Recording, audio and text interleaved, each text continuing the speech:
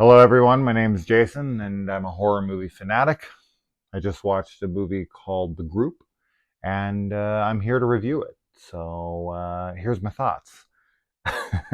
so, The Group is a movie about a Narcotics Anonymous, Drug Addicts Anonymous group, and someone comes in and makes them face the things they've done. This kind of plays out like, almost like a light version of Saw, but I don't want you to think there's like traps or anything. It's just making people self-reflect in chaotic circumstances. There was a movie like this.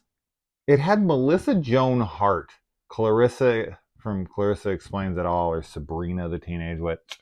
I think it was called like Nine Dead or Nine, just Nine, something like that. I can't remember. I thought it was the number nine. Maybe it's a different number. Pretty sure it's nine. Kind of reminded me of that a little bit. But yeah, this guy comes in and of course makes all these addicts reflect and you know a movie like this definitely comes down to a couple things, and it's going to be writing and performances. Those are really, because this is a single location film. It's dialogue heavy, and we're dealing with really dramatic stuff, right? So you have people who are extremely, um, on edge and are dealing with some traumas and some things they don't want to talk about. So a lot of that is going to have to be delivered in a very believable way that connects you to the audience. And you know, I think the performances here are all they're all good. They're all fine.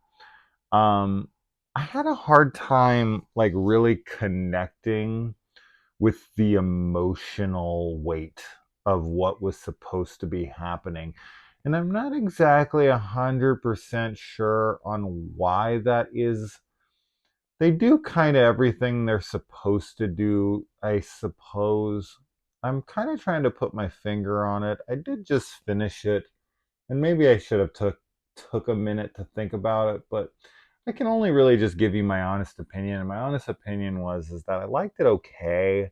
The premise itself, it lends itself to like a lot of dramatic moments, and I just didn't fully connect to them. You guys might have a different experience, but there was just something missing from our main character, which is another issue. I've brought this up in a past video and many other videos, but a recent video actually, where I got pretty down on the movie for having a main character. And this is yet another prime example of a movie that would benefit greatly from not having a traditional main character, so that there's a lot of stakes when you're watching it and you don't know who's going to make it to the end and who isn't.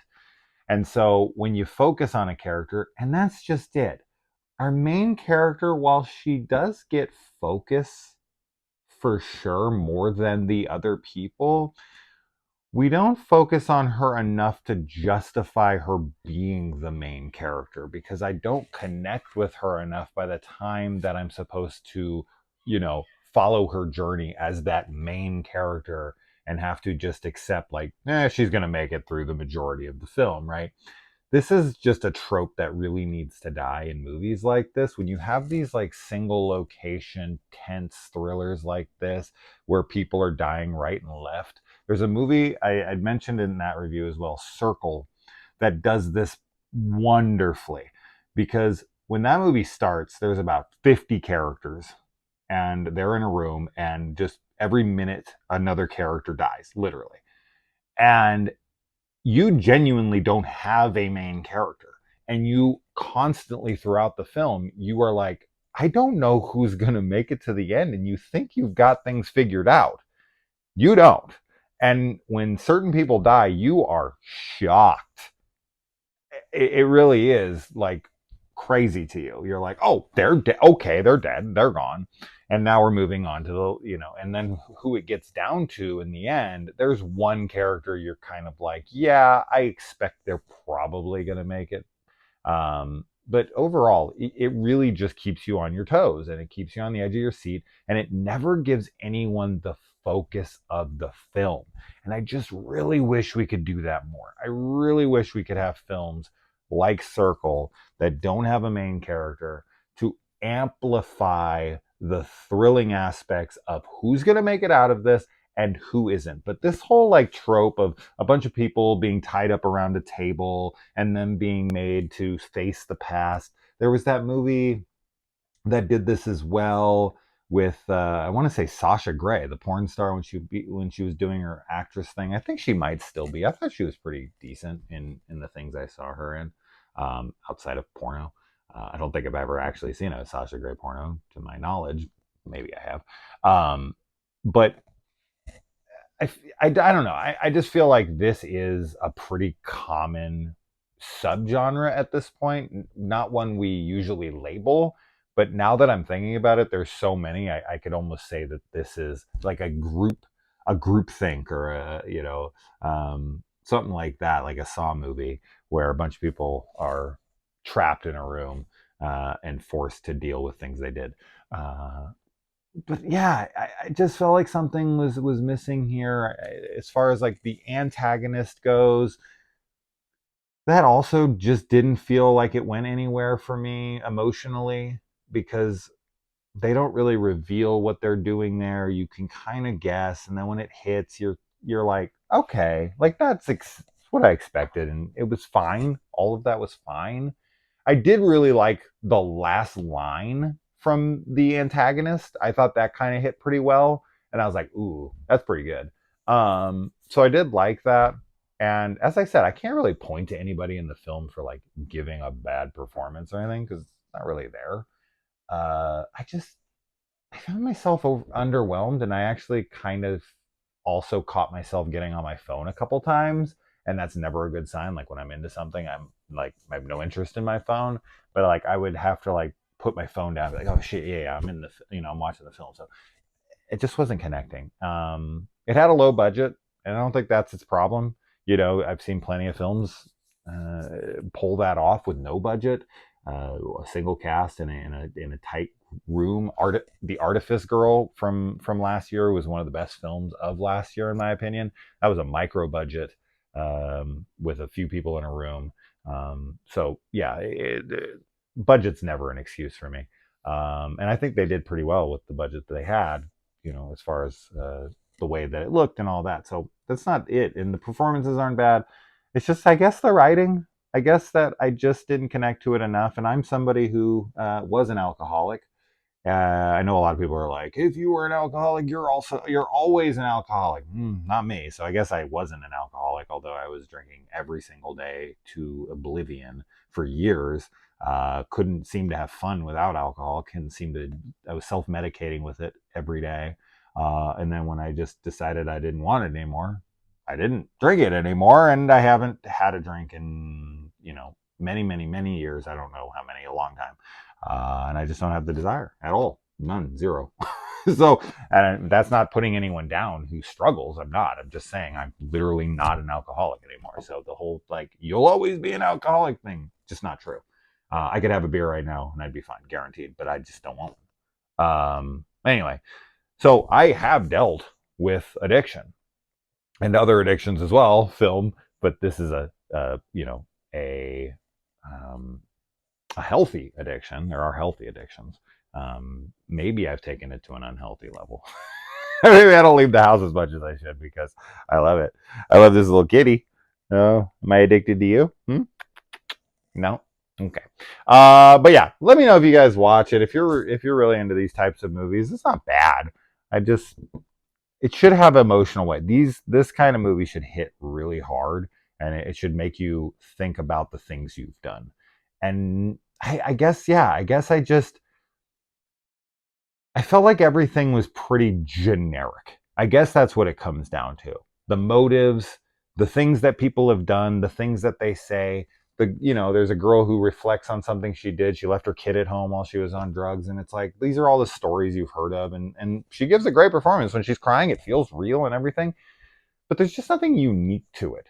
They don't like show you the event in a way where you're like connected and you're like, oh man, that's messed up. So I feel like if you would have added more devastating facts and really, pulled the veneer off these characters. They were trying to give them that like, stripped to the bone, raw kind of feel. And I get it, but it just felt very like all the obvious things. You know what I mean? It didn't feel personal. It felt like what do drug addicts do? And I've heard a couple stories and I'm just kind of telling them. They didn't feel authentically personal.